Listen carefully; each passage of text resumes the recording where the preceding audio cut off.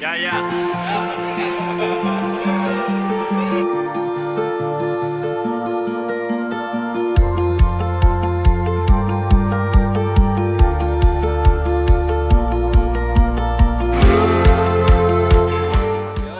I l'altre, que és l'objectiu oculto, és el de crear xarxa.